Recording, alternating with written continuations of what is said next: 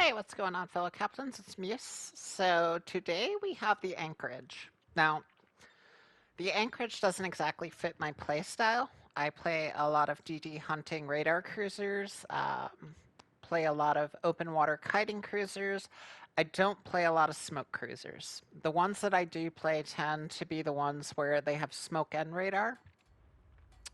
So when I first got Anchorage, I literally played, I believe, 2 games in it, and then it has just sat my port collecting dust. Well, today I changed my build from Scott to Beapley. We went from a gun build to a stealth build, and I broke it out because I was just like, what the heck, I haven't played this thing since I got it. And immediately had 2 back-to-back 3,000 base XP games. I will take that. I will take back-to-back 3k XP. Um, The thing with the Beapley build, the Scott build gives me obviously a lot of DPM. The thing with the Beapley build is it allows me to not be seen until I'm ready to be seen. When you combine the stealthiness with the smoke, I can engage when I want to engage, and I can disengage when I want to disengage. And that allows me to play very, very positionally, and dictate where and how I want to engage people. So this first battle, I'm going to spend the entire fight at this Bravo cap. Out here in the middle of the map, we're just going to defend this Bravo cap the entire time. By the end of it, we'll have 2 caps, we'll have a point lead, and it'll come down to just 2 DDs left. And I want to ensure that they can't turn this Bravo cap, so I literally just park myself in the middle of the Bravo cap.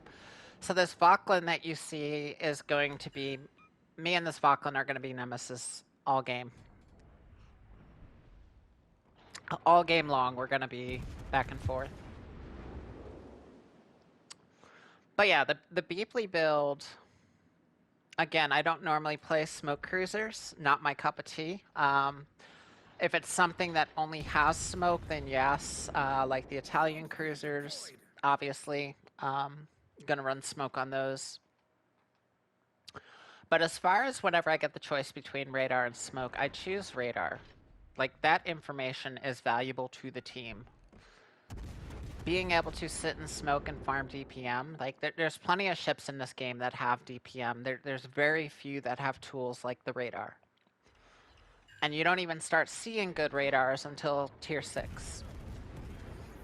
But even then, at tier 6, you're basically talking about the American cruisers, the British cruisers, and a couple battleships and a couple DDs, all the way up to legendary, that have radars. So radar is a very valuable tool to the team. So yeah, anytime I'm given that choice between radar and smoke, it's always going to be radar.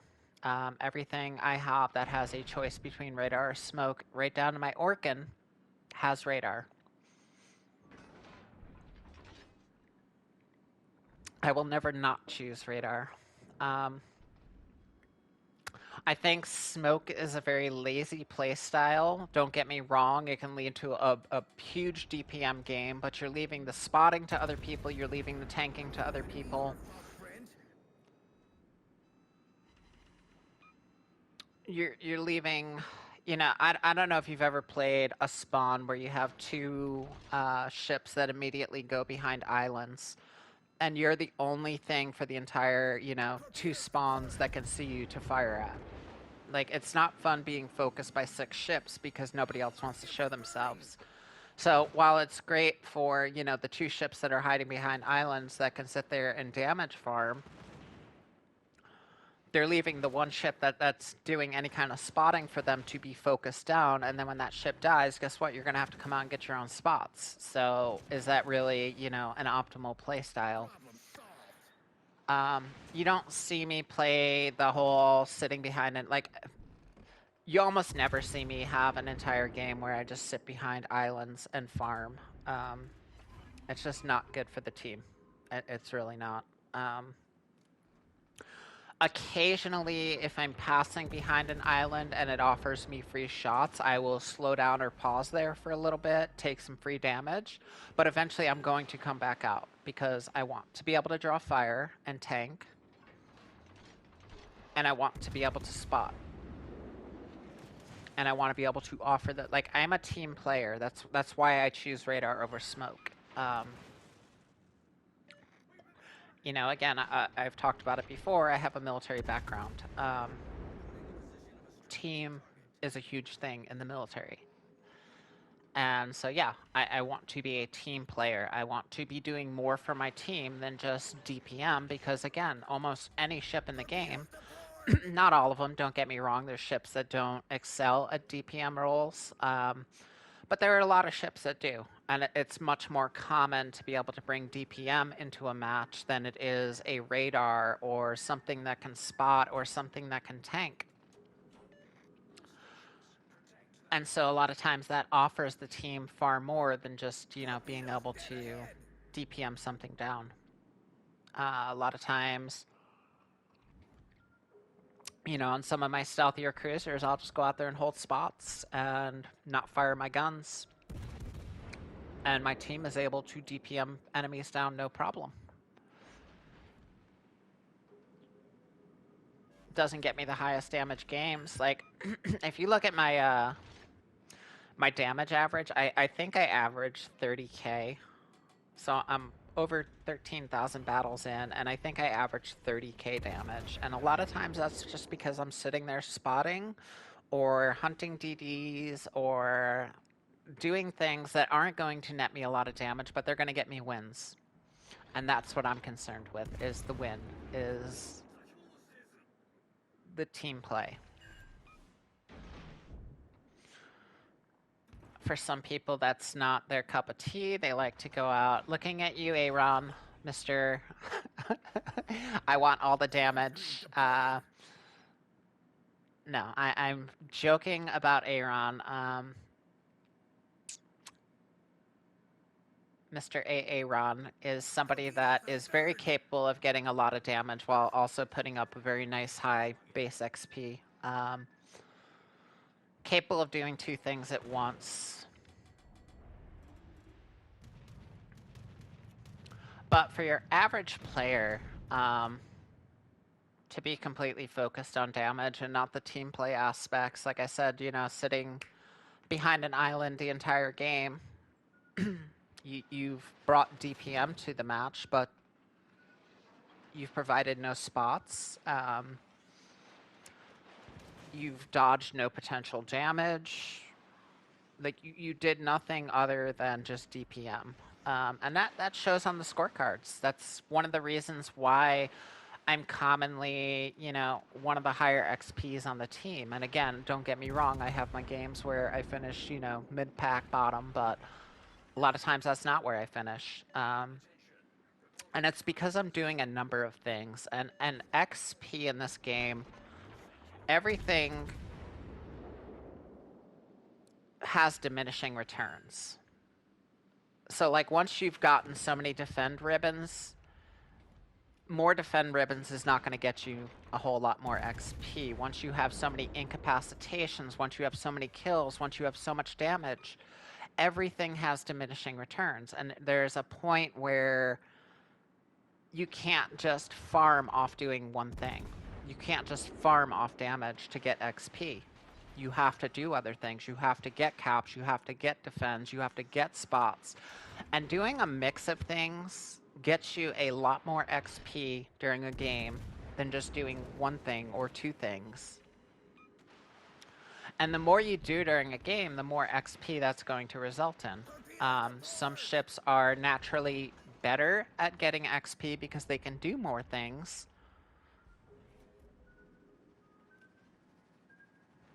But in general, the more you do, the higher XP you're going to get. And I usually am doing a whole variety of things.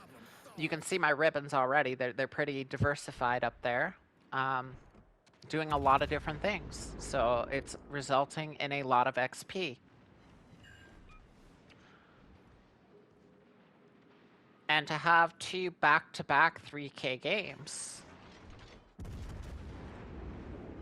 is a result of taking somebody that normally plays a DD hunting cruiser or an open water kiting cruiser and giving them smoke. And giving them a high concealment ship. Like, this for me just felt like easy mode. Again, not my normal playstyle, but yeah, it feels like easy mode to just have smoke and be able to be spotted or not spotted when I choose. So as you can see, all that's left is the 2 DDs here. We're still in Bravo. Just making sure Bravo... At this point, there's 5 minutes left in the game. Score's still pretty close. If they flip Bravo, that could be game. All they got to do after flipping it is, you know, take off. Had one of them gone to Charlie and pulled that cruiser out of Charlie and then turned Charlie, that could have potentially resulted in a loss. But for some reason, they both obsess over this Bravo cap. And that's going to work out to our advantage.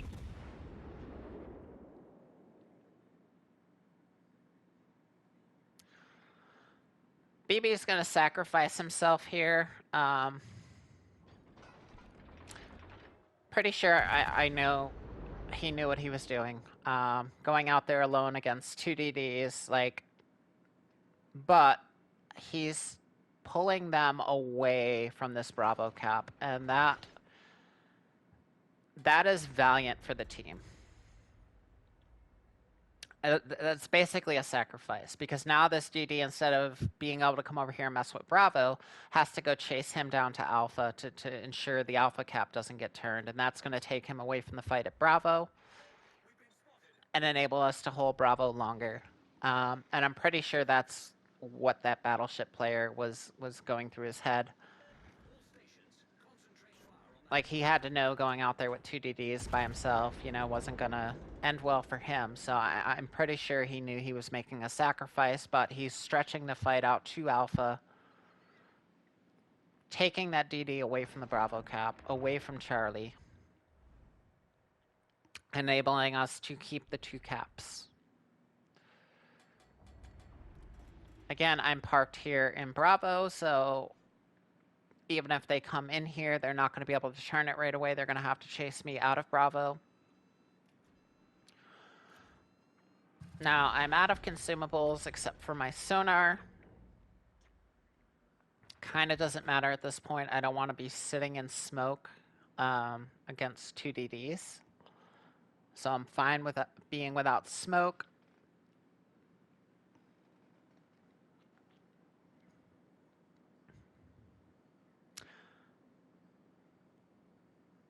And we're going to end up getting these 2 DDs right at the end here. The Voklin's going to go down because I think I annoyed him and he opens fire on me. When he opens fire on me, the other cruiser just absolutely smashes him out. And then the kid is going to catch torps that I threw based off the RF. I had a feeling somebody was going to try to creep the corner you see to the left over there. So we're going to torp that corner, and the kid ends up catching a torp off that corner. So they got the BB, so it's just me and this other cruiser now. I'm still in the Bravo cap, so we're not going to let them turn this. Even if they stall this Bravo cap right now, we're still up on points, and we have the safety cap and Charlie, so they're not going to be able to turn the points around just based off stalling Bravo. They're both on that Alpha side thanks to the sacrifice from the Battleship. Pulled them both over that way. Or the Alpha side, I'm sorry.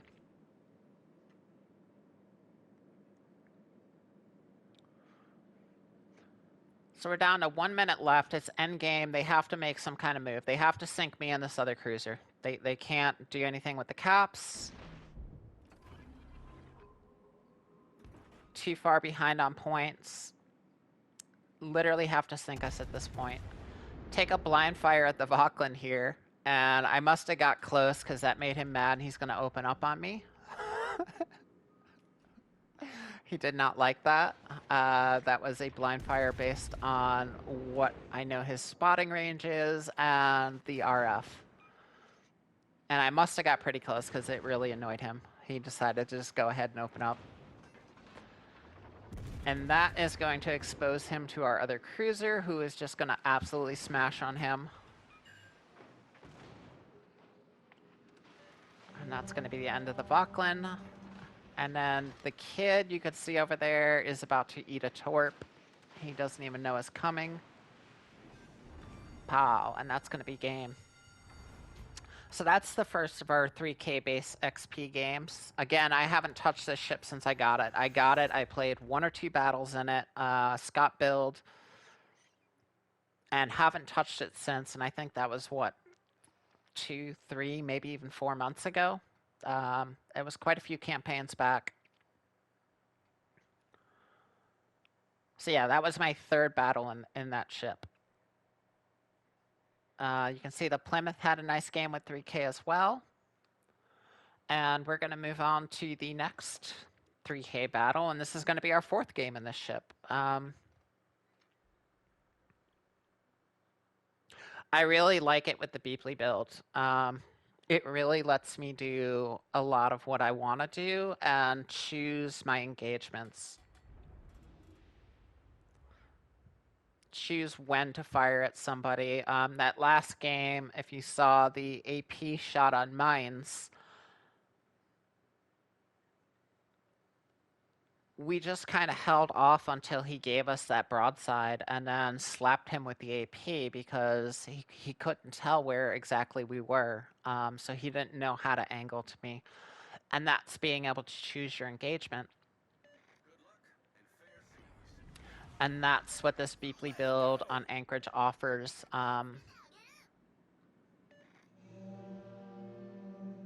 You know, obviously if a DD pushes me, they can get a spot on me without me being able to see them, but most other ships, you know, cruisers and things like that, don't get me wrong, there's a couple that have concealment lower than 9.2, quite a few actually, but that's only if they're running a specialized stealth build. And if they're not, I'm going to outspot them.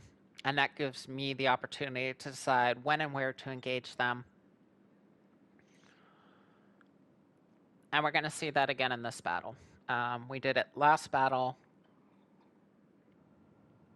And playing a lot of like stealth DD hunting cruisers, I already have a lot of that mentality of not just firing every time I see a ship, but holding my fire to get an advantage in a fight. And that's when I'll open fire. Same thing with the kiting cruisers, like I don't open fire when I start initiating a turn. I wait till I have my turn off and then I open fire. And that's, again, that mentality of when to engage. I do like having the RF on Anchorage, especially when I'm in smoke because I can see what a DD is doing. In that last game, the Vauclin was trying to come up on our flank to get torps into our side, and because the RF was tracking him, I was able to tell that's what he was doing and reposition. So the RF on Anchorage is a huge advantage, especially when you're smoked up and you don't have spots on something. You can tell what it's doing. Like right now, I can see something in this corner. You can see their tracers. You can see them firing. We don't have a spot on it, so we don't know quite what it is yet. But we know it's there. We're turning the cap. It's not contested, so we're just going to get behind this island. Unfortunately, we get plane spotted here. That's going to tell somebody we're here, but we're just going to use this island to block spot and get this cap.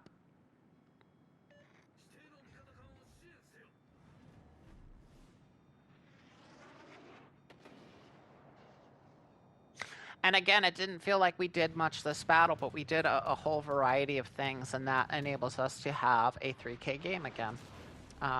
It's not about just doing one thing. It's about doing a little bit of everything, is how you're going to get the bigger XP games. And this ship has a lot of different tools that enabled it to do a lot of different things.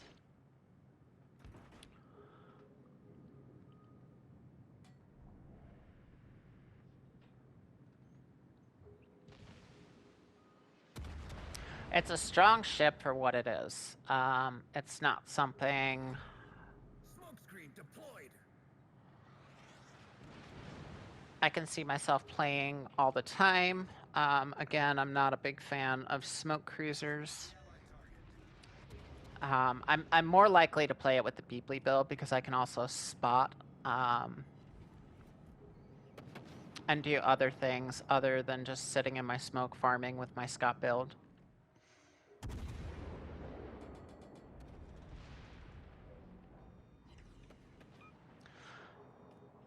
So I could just sit in my smoke here, but instead I'm going to come out and get a spot on this Cleveland, and he is going to get blasted. Because I'm looking at the minimap, I can see I have support behind me. So I come out, I get a spot on the Cleveland. We're going to tap him with a little fire, and somebody is just going to absolutely gank him. Which is a beautiful thing. Now we're going to use the island to protect ourselves from the Helena. And we're going to try to engage the Nagato, get him out of there, and if we can get the Nagato out of there, then I can go after the Helena. I don't want to fight both of them at once. I would rather take on one at a time. So we're isolating the Nagato. Again, choosing my engagement. It's one of the benefits of this build on this ship. And now, by moving over to this right side, I know the Helena's back there, so he can't shoot over this thing at me. He's completely isolated back there. And we have free shots on Nagato. Nagato's down. Now we can go deal with the Helena. He's within 2.3k of us. If you've played Helena, it is a hellacious DPM machine, but it is not a fast ship, and there's no chance of him getting out of there in time. So we are just going to put a torp run on here. I might take a big blast when I come around this corner from his AP. I know that. Don't care because I am about to end him with torps, and I know that. There's no place for him to go. He doesn't have the speed to get out of there. And I can see by his angle that there's no way he's going to be able to get out of the way of these. He tries to tuck back in, but it doesn't matter because we're just rolling at this point. And that's going to be the end of him. 99 ways for fighting. Now, while I'm recording this, I can't hear the gameplay, but I know there was somebody on mic on the other side screaming about what was going on over there. I was dealing with my side, my flank. That's where I spawned. Now we're able to come around and start engaging whatever's over on the other side. We're up on ships. They did a good job holding over there. They were dealing with a big push. They didn't just throw themselves away. They just held the push, and that's going to let us come around this backside now. And as you can see from the ribbons again, they are very diversified. There's a lot of different types of ribbons up there, and that's why we end up with another 3K game. I know 3K isn't like, the hugest, most biggest game. Like 4K game is worth celebrating. 5K is kind of rare. F is for fighting. But even a 3K game is nice. And to have back-to-back 3K games is very nice.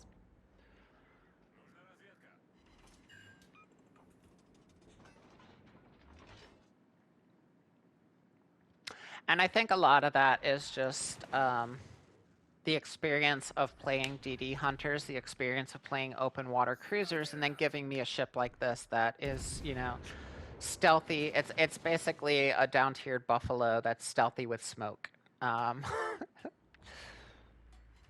Yeah, you give me something like this when with what I'm used to, and it's kind of hard not to have a good game. Um,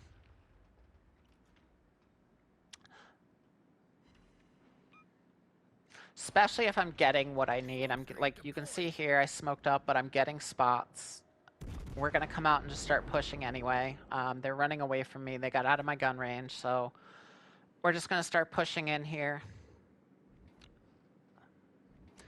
Leave the smoke, go into the cap, and just put pressure.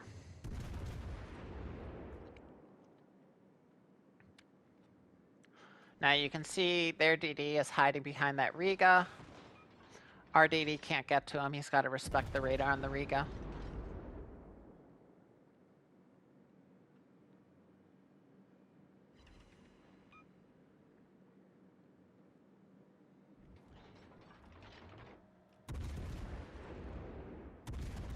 Would like to get the Hipper out of there.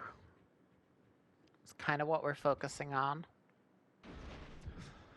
Put some torps down here for Riga.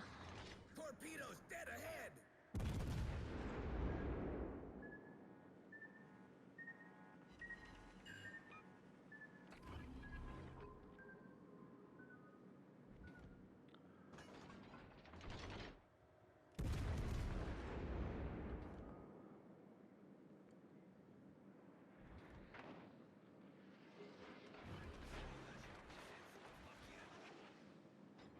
Got the Venom opening up on us.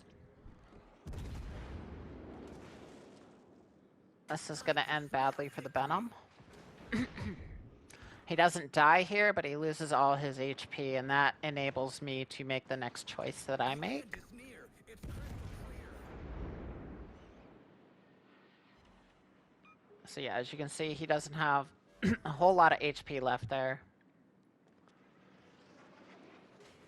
Hipper went down, so it's just this DD and the Riga. And because I know that DD is now low HP, and our DD is very healthy, I'm just going to take a ram on this Riga. And the reason for that is I want his radar gone, because now our DD has no problem going in and taking on the Venom. Venom isn't the strongest gunboat to begin with, and the fact that he has low HP, I just want to get this radar out of the game. So we're just going to take the ram here. Radar's out of the game. That lets RDD do whatever he has to do now. He doesn't have to worry about radar anymore. He's fairly healthy compared to this Venom.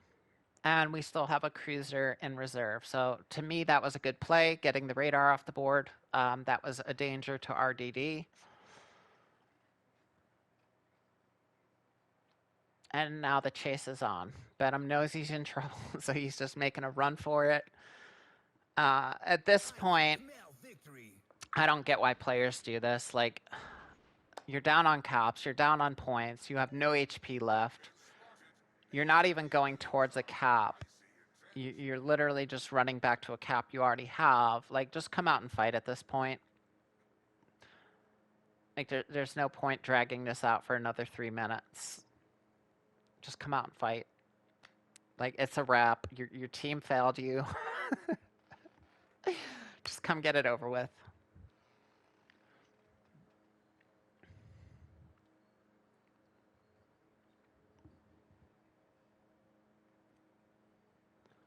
But yeah, it's a nice assortment of ribbons. And if you're looking for higher XP games, that's what you need.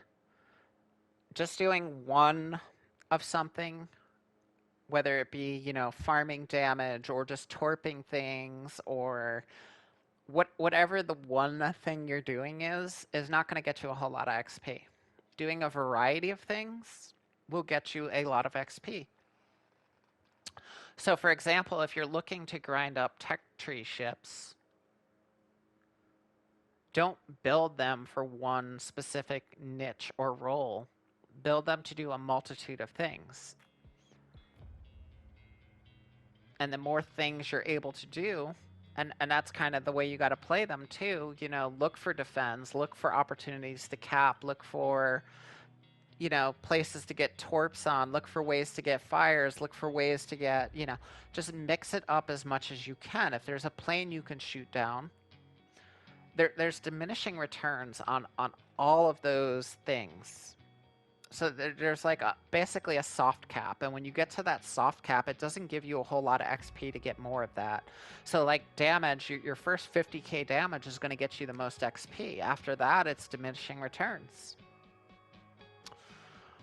So if you see somebody put a fighter up and then they get sunk, go and shoot down that fighter just to get the XP for it, because that one fighter plane, or how many ever in the flight, is going to get you a nice chunk of XP. When you're in a Friesland against a CV and you're hitting 65 downed planes, the returns on that are almost nothing by the time you get to 65 planes shot down. But getting that one is going to be huge, and that's going to be game. That's going to be our second 3k battle in a row. So literally my third and fourth game in the ship, and we have 2 3k XP games after changing commanders. So highly recommend Beapley on Anchorage. Very sneaky, very stealthy, and really able to dictate and bring the fight the way it wants to the enemy. That's all I have for you. Good hunting, fair seas, captains. Catch you next time. Bye.